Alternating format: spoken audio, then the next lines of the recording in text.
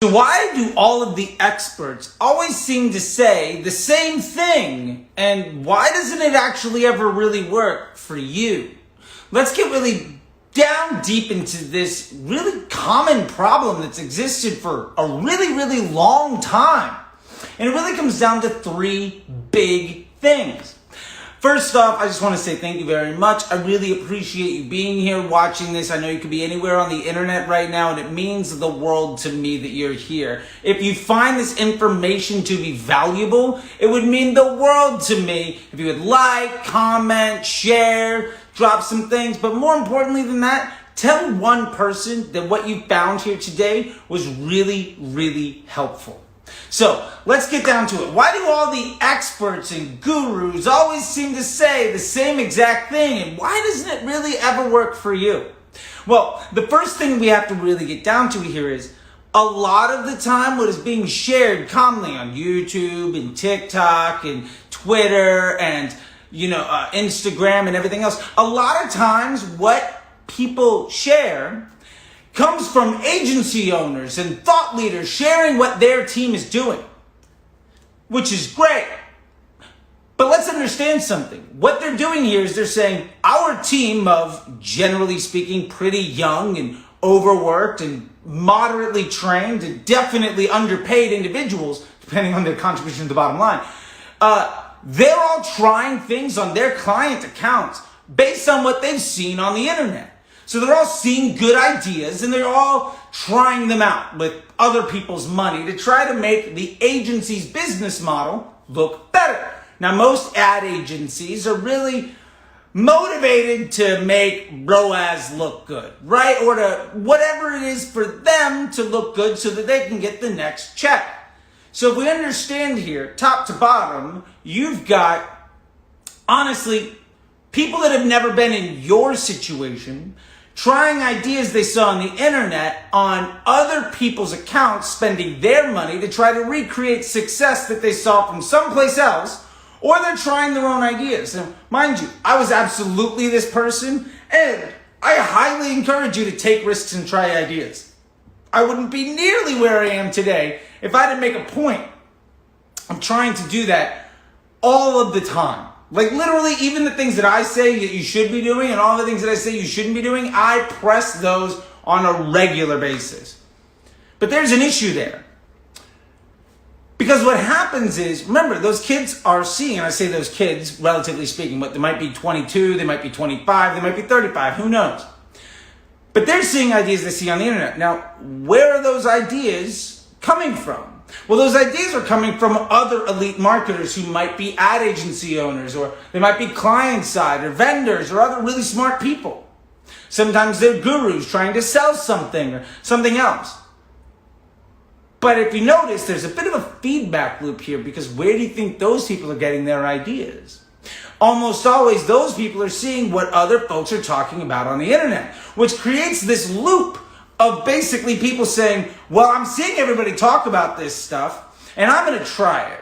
And then you do a really good job. So your boss says, hey, my team is really winning right now doing these things. So then what happens? Other people that are sitting in really successful businesses that honestly don't need Facebook ads to really be the driver of their success, they try those ideas out. And given the lack of context around what success is defined as, and the fact that their business doesn't really need that to succeed because they're running a really good business, they're saying, hey, that's working for me. Which means the next day, if they share it, somebody else sees that and then tries it out on their account. Now, this doesn't happen by days. This can happen within hours or within months. And what ends up happening is you have a whole bunch of people that don't understand the context of their work, championing ideas up to their bosses because they've done good jobs to their clients and basically made their boss look good. And remember, if you're working at an ad agency, your number one goal is to make sure that the person writing you a check looks good to the person writing them a check. So if you're working in an ad agency, your job isn't to do good by the client. Your job is to make your boss look good to the client so that you can get more money. So then you see, well, really good employees are trying really good things that they see on the internet, and then other people see those ideas, try them out, and then what happens? Other people come by and see them, which means We are often 2, 3, 4 generation VHS copies of a copy of some idea down the line on a lot of really, at this point, obsolete concepts like interest groups and lookalikes and retargeting ads and, bid caps and cost caps. And I get it, it's working for you. But it could be a lot better. And you have people trying to solve the wrong problems. Are you trying to make your Facebook ad account look good? Or are you trying to make Facebook a tool for your business that ultimately allows you to spend a couple hours a week doing media buying so that you can scale everything else? And this really comes down to the second point of a different version of success. So if you're a business owner or an entrepreneur, your biggest motivation is, how do I start a fire, run a decent business, and then use ads to amplify the hell out of whatever it is that I'm doing that's really good? That's your business. And honestly, at that point, Facebook ads should be 2 to 3 hours a week at the absolute max. The concept of media buying is not a profession. It's a feature, right? Just like your car might have a radio, but you're not buying the car for the radio. That's a feature in the vehicle, right? Media buying is a skill set that is a subset of what different disciplines people on your team should ultimately be good at. Now, what this really means, though, on the client side, on the brand side, is that you've got people really motivated to make Facebook as simple and successful as possible so they can go back to doing everything else in their business really well. Now, the problem is if you farm this out to teams at agencies and everything else who are really motivated on being thought leaders and making sure that people value them for their hard work and their expertise. I've been there. I've been that insecure person that knew I was smarter than everybody else in the room and wanted to prove it because I sure as hell wasn't getting paid for my work at a level that was anywhere close to what I was bringing in. I mean, there was a period of time where I would literally spend 7 figures a day on a 20% commission, and I made far less than 6 figures a year. And I was doing that day in, day out, managing teams. While that is an extreme version of the truth, you have to understand that anybody worth their salt, media buying and actually being a Facebook advertiser, could easily go make $100,000 a year working for themselves. And I extremely doubt that very many ad agencies, if any at all, are motivating and valuing that income stream for themselves, because honestly, they have to pay for themselves. They have to pay for that infrastructure. There is a system there. And that's one of the different versions of success that we ultimately have to see. Because a media buyer's version of success is making sure that they're valued for really good work. However, a business's version of success when running ads is making the work so effective that it takes very little time and effort so that you can maximize what it is that you're bringing to the table because of that. So as a result, you have ad agencies that are basically trying to train people to be so good they don't want to work for the ad agency ever again, or people that are good enough employees but lack that internal drive to be entrepreneurial so that they never leave. So basically, the really good people are gone, and then the other people who aren't really motivated entrepreneurially in a way that's going to benefit the client stick around. So you have this churn of talent. Ultimately, an ad agency should be thought of, unless their models are changing, should be thought of as finishing school. You get paid to learn how to do a job that anybody should be able to make a 6-figure income doing. Now that is a big problem, because ultimately now you've got folks who are motivated to work really hard and be clever. Now, motivated to work really hard and be clever rarely ever translates into what's the simplest way of solving this problem that makes it easy as possible for me to be successful. Now, I've shared several stories about how I made things so easy, so simple, so stable that it ultimately presented a problem because I wasn't working hard enough. I presented issues where I got things to be so efficient, I legitimately couldn't even spend the full budget. And it cost dozens. It cost my annual salary in a few days in commission because I legitimately couldn't get Facebook to spend anymore on a reach and frequency campaign against the entire population of the United States. there's a problem there. So ultimately, you have really smart people that don't understand the business impact of their work, trying really hard to push new ideas. And this is where we get ideas that used to be important back in 2016, 2017, ideas like, engaged shoppers, interest groups, and ABO, and, manual bidding as like a strong point, or testing your ads and standalone post IDs, trying to take those ads that you've tested and put them into a scaling effort and run those up so that you can give feedback on the ads that work, because that setup is designed to show the value of the work done in testing. And often this is done to make a system really easy to repeat, to give feedback to the creative team, which totally makes sense, and to make sure that the next time you get on a call with a client, they see that work got done. But here's the thing. Most really, really good business owners don't give a shit about how much work you put in. They want to know about the output of those efforts. So you have these very different versions of success that ultimately heavily conflict with each other. So you end up having people trying all the ideas they can possibly think of, making things more complex, to ultimately try to make Facebook look as good as possible so that they get credit, and ultimately try to make the system look as strong as possible and do as much work as possible so the next time they're on a phone call, they look like they're earning their paycheck. But at the end of the day, a lot of their work has little to no impact on an upside for the business and their client. Oftentimes, clients fail to be successful because of all the hard work that these media buyers do. Because the honest truth is, again, Facebook should be something that you spend a few hours a week on. If you want to be truly elite, you have to understand how to win without even playing the game.